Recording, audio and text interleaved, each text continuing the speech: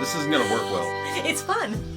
In our previous video, I showed you how I power washed my track and stripped off all the landscape in anticipation of our switch junction rehab. In this video, we're gonna fill in some fault lines and I'm gonna show you my technique for painting and weathering track. Hey everyone, welcome to It's My Railroad. On this channel, we bring you the highest quality modeling videos we possibly can, showing you how to use regular guy techniques to build great models, scenes, dioramas, and even railroad stuff just like this. So if you're into that sort of thing, make sure and subscribe. And then don't forget to push that little bell icon so you can be notified of future videos. Hey, if you're gonna forgive me for a minute, I'm wearing a sweater out here because during summer, it gets to be like 110 out here in the hobby room. And I run a fan in between shots to keep myself a little cooler. Well, during wintertime, it just gets cold. It's like 40 degrees out here right now. And there's just no way to put in any kind of climate control. So we're just gonna soldier through because there's some work I wanna get done on switch junction. If you remember from our last video, we started a complete rehab of this scene on the model to bring it back to its former glory. It was one of my favorite scenes on the old Brown Smith Railroad at the other place. And it's taken some damage since then over the last year or so. So we're making headway in getting that to come back to its former glory. To do that, some of the things I need to do though is repair some damage that's happened on this scene, either from breaking apart to move it or just dumb stuff that I've done since it's been here. But the first thing I think we need to get started on is to replace a piece of Cork roadbed right back here where this turnout is. In season 2 of It's My Railroad, we took out some track in this location and started to get a helix going down from there. And all was well, except, yeah, we moved and there's no helix under here anymore. It's all up top. But as part of that, you see I sort of tore out all this styrofoam here when we pulled the track off. Well, I've got this turnout bridged across it right now and the trains run on it. Problem is, to get this to look good on there, we're gonna have to fill a lot in with ballast to make that work. And you know, I don't think it's actually gonna look that great, to be honest with you. So what I wanna do is I wanna sort of return this to a roadbed scenario. To do that, I think I need to go ahead and cut out this Cork roadbed. Nice clean edge right there so I can slip a piece under there and we'll see if we can bridge this well enough that we can get the Cork roadbed back on there. So to start, I'm just going to run my X-Acto knife down through what was there to begin with. And down the side here, like this, and then just pull that out, trying not to mess up my track. See, down there, that's the styrofoam this whole thing is laid on. That kind of got hunked up a little bit. I think, to tell you the truth, I'll come up here and do the same thing because we got this hole and some junk down here. Do that and pull that little piece out like that. Well, there's some more back in there. Well, anyway, we'll have to deal with that. So we get our Cork roadbed up here and we cut the length we want on it and mark it. Just cut it out right here on camera like that. And you know something, that doesn't look bad just like that. The Cork roadbed goes right across there. We can ballast the top of that. We can fill this in with something which we're gonna get to in the next little sequence here. So tell you what, I'm gonna pull this back out, put down some wood glue. The reason I want to use wood glue is it's not water soluble, so it's not gonna get displaced. We'll slant it back in there and I think we're good to go on this one. That was easy. I'm just taking this wood glue right here. I don't know, it's just regular wood glue. And I'm gonna squeeze a little bit of it in there. Now again, we're using wood glue because it's not water soluble. So when I pour the white glue and alcohol and everything on here later, it's not gonna dilute and cause this to become displaced. White glue, you can reactivate with water, as you guys saw in the previous installment. So just using an old junky brush right here, spreading the glue around. Important thing for me is to make sure I'm not torquing that turnout. I don't even care if this Cork roadbed doesn't touch it, because by torquing a turnout, it causes derailments later. So look, that's in there and we're gonna let that set up. Now let me take you to what we're gonna do next. You know, as I got ready to move forward, I realized I got a different plan in mind. This piece of cork roadbed comes along here at a curve. I'm wondering if I just extend that out and join up with this roadbed, and we'll just ballast that whole thing. It's kind of a yard anyway. Let's give that a shot and see what happens. I think the first thing we need to do that though is clean out some of this scenery material right here next to the cork. It sits up a little too high. So I'm just using my X-Acto knife to sort of get some of that out of there. Then we can get a piece of cork maybe and continue this on to here, and all will be right in the model railroad universe. Put this in like this and get it over here, and I'll put another little piece in right there, I think. So for starters, cut this out at an angle so it fits in there, and then, pardon my hand for just a moment, without cutting my finger hopefully.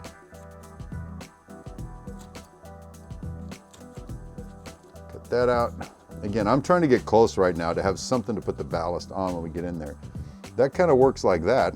I think that gets us in the ballpark. Now, keep in mind, I can make up all of this terrain change junk with ballast when we get to that point. I just need something to flatten out across there. And with styrofoam being down there, I think I can pin this in place.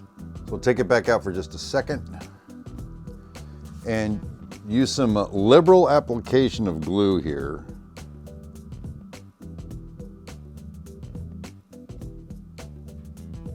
Like that. So it's kind of a filler too. I don't know. This is what regular guys do, or this is just what people who don't know what they're doing do, but I'm gonna say a regular guy does it.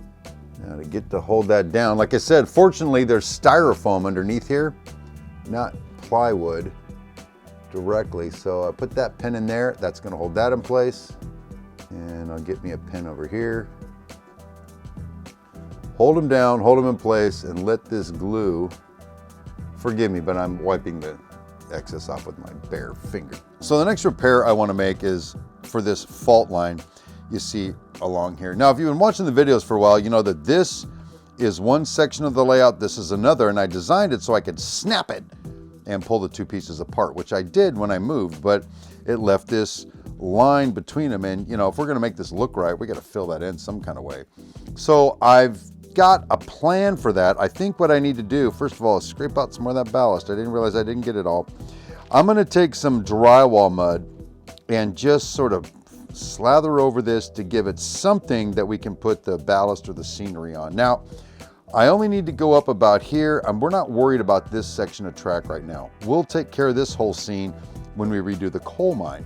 But for now, to get all this ballasted and looking good, we need to fill this in. So let me grab my drywall mud and see if we can't fill in some of these gaps. While I'm at it, this piece of cork roadbed here never sat down. I used to have a thing over it, a structure. I don't have anymore, so I'd either need to cut that out and put in a new piece or do something with it. So let's start with healing up the fault line, and then we'll take care of that. All right, so I think we're gonna go ahead and start back up in here. And what I've done is I got my drywall mud and I put an old paintbrush in it to get some on there. And see what happens if we just sort of try to work that on there. And you know what? It's not coming out great, people. Let's keep going with it. All right, well, okay, it's coming out now. All right. Again, not too worried about up here, but I'm gonna put some on now while I'm here anyway, because we're gonna end up with a different feature there that we talked about in the previous video. Just need to get it close and try to heal some of this up. So you can see how I started filling this in right here with drywall mud, and it fills in the crack well enough that I think scenery and ballast will take care of the rest. Matter of fact, it may be a little overkill. Put this in here.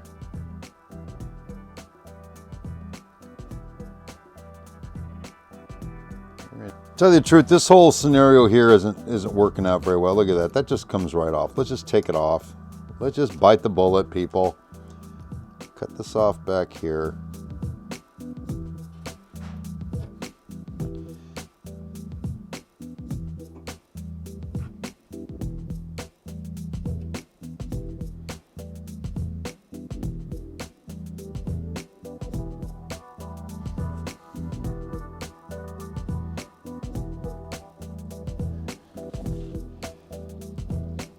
there, and there. So while I was at it, I went through and I put some drywall mud in here all the way up to the fascia, and I also fixed a problem back here where I had another fault line. Now my intention is to sand that fascia down to match the terrain once all of this stuff dries.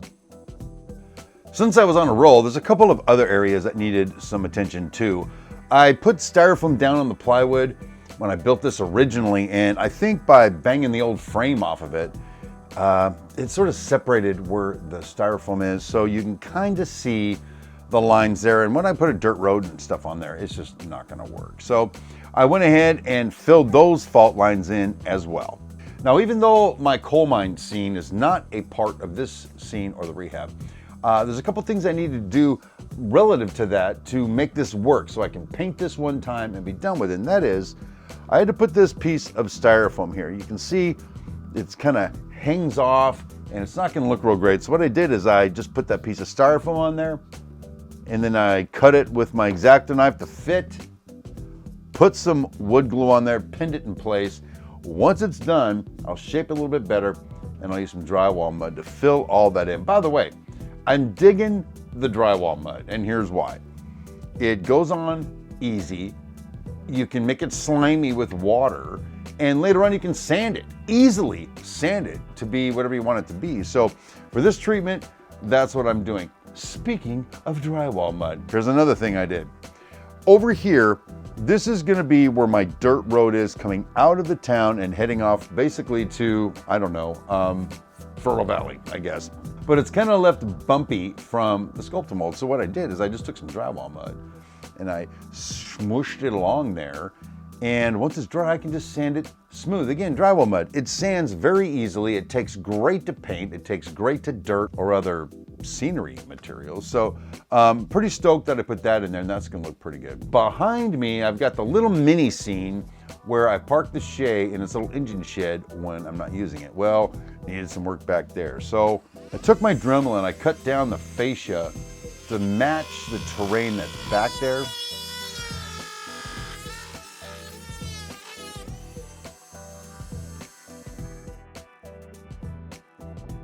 Then I just filled it in with drywall mud. Now listen, it doesn't have to be perfect, people, okay? I mean, it's gotta kind of match the terrain. Once I sand it down a little bit, put the scenery back in, I just kind of want it to blend.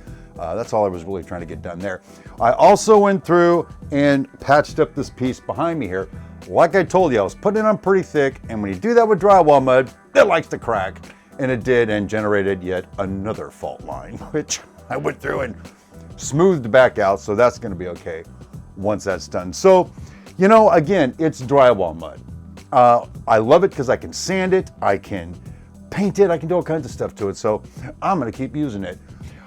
Some of you have noticed probably that back here I got some scenery work done, and I did that so I don't have to drip a bunch of junk on here, glue and dirt and stuff, while I put the scene in the back. Now I did that for a members only video, so if you're interested in seeing that, there's a link in the description on how you can become a member of the It's My Railroad community. Just go down there and click it and you'll be on your way. Before I let you go, I'd like to show you how I'm going to paint the track, weather the track, and the rails. Now, there's quite a bit to do here and it's gonna take me a while, so rather than keeping you here for that whole thing, let me just take you to this one piece and I'll demonstrate my technique, and then we'll go from there. So I picked this little place right here to demonstrate this on because there's a turnout here. And the thing about turnouts is you have to be very careful when you paint them, because the heels right here and on the points, if you get paint on those, then you screw up the electrical conductivity in that area. You got to scrape it off, try to clean it. Especially the heels, it's almost impossible. I've never had good luck trying to clean that up. So to get going, I've got this little piece of railroad ties right here that I cut off just to scrap a piece of track. As you guys know, when you go to put rail joiners on, you got to get rid of the railroad ties that are there or they don't go on. Well, we want to replace them because the prototype doesn't have a big gap like this. So we get the railroad ties, and then the important thing is to go through and cut off the spikes and tie plates, basically grind them down relatively smooth. And then we can just slide this under the track. Sometimes it takes a little love to get it under there. And there we go. Line it up about where it should be. Then what'll happen later on is when I ballast this piece of track right here, the glue and everything is going to hold those railroad ties in place in perpetuity. So I think that one came out pretty good. Let me go back and get the ones back here, and then we'll get to painting the track. So to do this like the regular guy way, which I'm saying is the regular guy way, I don't know, probably everybody does it like this, but this is rust colored paint by Model Master. I'm going to paint the rails, the spikes, and the tie plates this color right here. Then we're going to go through and we're going to paint the railroad ties railroad tie brown, and I'm going to use a brush to do it. Now people would say, Steve, why are you going to use a brush to do that? Why don't you just use a airbrush to do it? And when you see how I do it, you're going to know why. But let's get started by putting this rust right here on this turnout. The thing I'll do is I'll start just past the turnout and paint it up to just past the turnout on this side. My micro brush and my paint. And I'm not hesitant to put a whole ton of paint on here. And then we'll just go through on the outside first and just start painting along. I see some of the rust is getting on the railroad ties. I am not concerned about that, and you'll see why later. So we paint it on, trying to make sure we get all of that goldish color done right there. And then wipe the top of the rail with my finger to get any extraneous paint. My finger gets pretty dirty by the time that's over. And you just keep going along here. All right, extreme close-up time. Right here, that is the point of the rail. I do not want paint on the end of that or on that part of the rail, because when that closes, the paint will insulate the electrical conductivity, and it's gonna be hard to get power up through that point. So what I'm gonna do is I'm gonna start about here and paint my way up, and that way the paint will stay off of that part of the turnout. Let's see what happens here.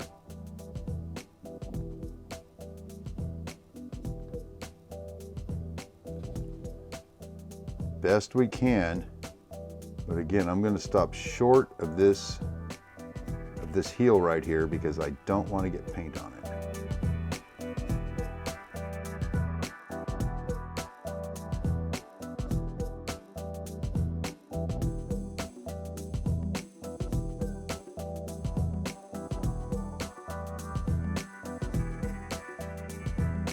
So that's how that came out, and I got to tell you, I think it looks pretty awesome.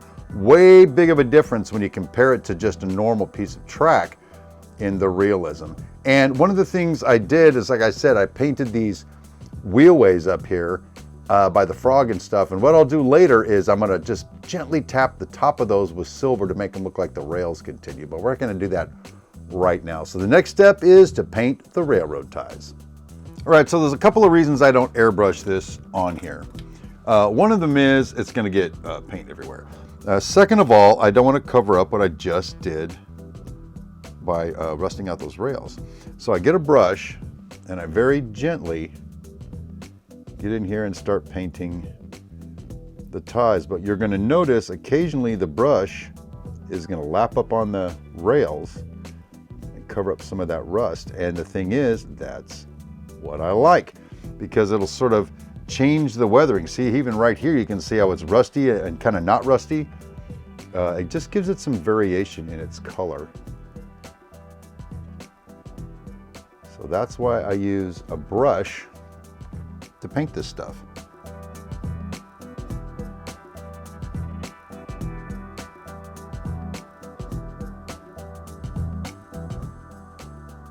You can see right here, I got some of the railroad tie brown on the rail, and I don't care because it varies the color in that way. It's not all just this monochromatic red. Now, some people will do it a different way. Some people may think my way's dumb, but it's my railroad, and that's how I'm gonna do it. And boom, that's how I paint and weather my track. And I gotta tell you something, I'm really happy with it. I love this technique. Once I get the ballast on there and everything, it just looks so awesome. And quite frankly, it's my railroad. So as long as I'm thrilled with it, I'm thrilled with it. And that's all you're gonna get. So anyway, we'll get to that next time. Other than that, the next thing to do is to sand down all of this drywall mud, paint the rest of this track, and get prepared to set the dirt and put the structures back in. We're gonna do that in our next video, but thanks for joining me. for this video. I sure had a ton of fun making it. I hope you had a ton of fun watching it. And until next time, my name is Steve Brown. Rail on, my friends.